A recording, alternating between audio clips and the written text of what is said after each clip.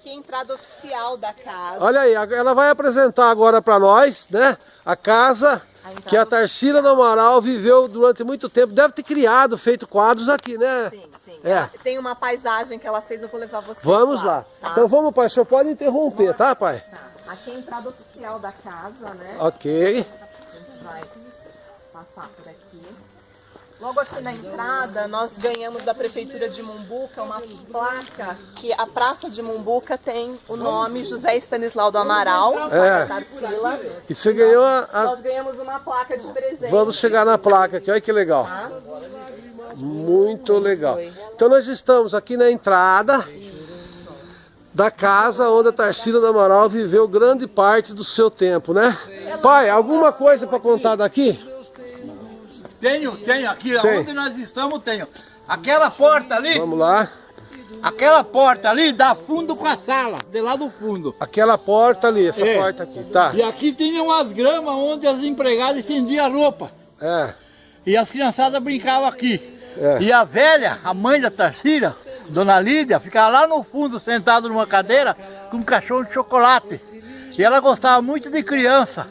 Mandava as crianças entrar ali, dar um beijinho nela e trazia a bolsa cheia de chocolate. Isso eu lembro porque nessa época eu tinha mais ou menos 5 anos. Falar de idade é importante, para o pessoal situar, E né? meu pai tratando do assunto dos movimentos aqui da fazenda com o filho dela, o doutor Mirto. Esse é professor de São Paulo, da Muito bom, uma parte, então, maravilha. O senhor já contou essa história lá, mas aqui no lugar ficou até melhor. Agora é o seguinte, Cecília, sempre eu vou me referir a Cecília e ao Der Calvi. E o historiador aqui, o Enéas, se ele tiver algo a acrescentar também, é só interromper, depois a gente edita e tal. Eu não sei se eu vou editar, porque eu gosto dessa naturalidade das coisas, tá? Mas aqui, olha, eu vou mostrar aqui a entrada da casa. Então vamos entrando. Pode vir, viu, pai? A Cecília, que é hoje a... Posso falar uma coisa no local que é muito importante? E é muito importante falar no local, mas nós temos que falar do sino, tá? Então, olha, aqui tem um sino. Esse sino tem uma história, né, Cecília? Quem vai começar contando a história do sino? Pode ser. Pode. Conta alguma coisa com a Cecília completa. O sino, na época era assim, quando existia alguma coisa rápida para trazer notícia à fazenda, a primeira comunicação é o sino. Então batia o sino quando era fora de época, de almoço e outras coisas costumadas.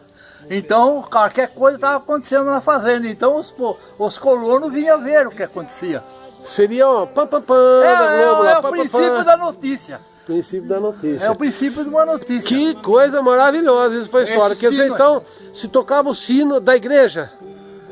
O sino da igreja é uma outra história. Outra história, mas tinha um sino na fazenda.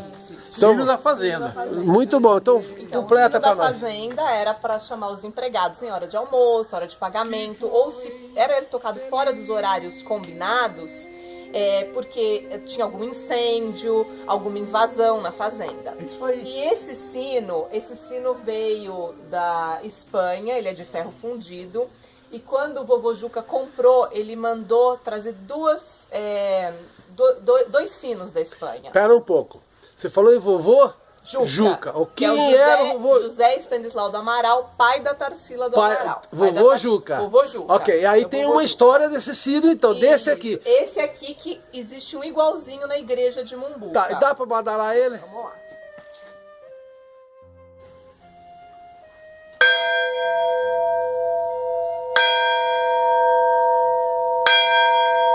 Uou, bate palma aí, gente. Ai, que legal isso. Vamos contar a história do sino. Quando ele encomendou que viesse da Espanha, né, o sino de cobre, de ferro fundido, ele doou um para a igreja, né, um para que fosse badalado na igreja e outro para ficar aqui na fazenda. E quando ele fez a doação e foi colocado no local, ele pediu para o padre que estava, né, na igreja que ele gostaria de ser o primeiro a tocar o sino porque ele doou o sino para a igreja.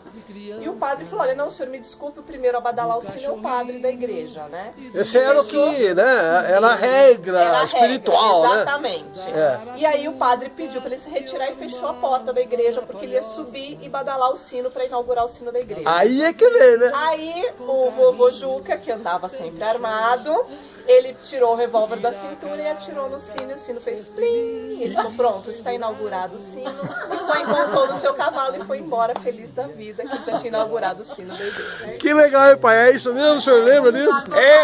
Sempre foi isso aí. Algo a acrescentar? Detalhes não pude participar, mas confirmo totalmente o que ela fala. E o historiador Enéas? Espera, e o historiador Isso é Enéas? sensacional, né? Você conhecia essa história? Imagina. Você tá Vivenciando sentindo que vai aqui acontecer, né? A memória viva aqui sendo Eu tô até resgatada, arrepiado. né? Eu tô até arrepiado de ver, porque nós estamos vivenciando uma história fabulosa, né, Enéas? Certamente, né?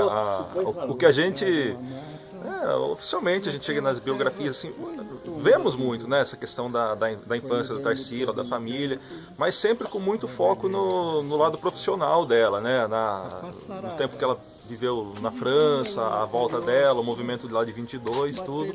Mas essas histórias, essas minúcias aqui são riquíssimas, o que o pessoal, né? Da família, no caso aí do seu Juca, né? E o que o pessoal não aprendeu ainda, e tá na cara as coisas, que me desculpe esse meu comentário, é que se estuda muito a parte profissional da pessoa, que você acabou de falar, só que o pessoal esquece, por exemplo, a Globo faz uma novela.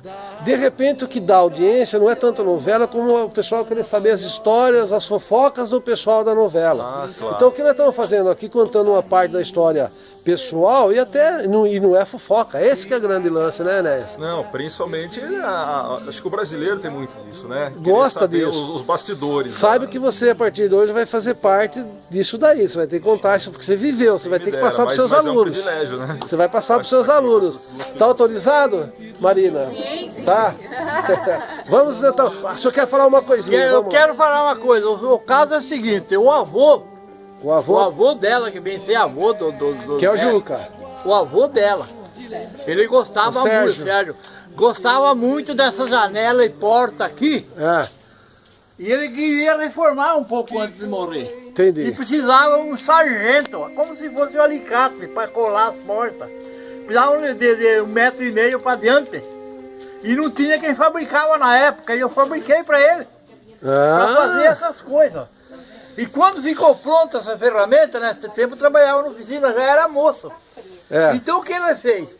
Eu fiz o sargento para ele e esqueci do nome.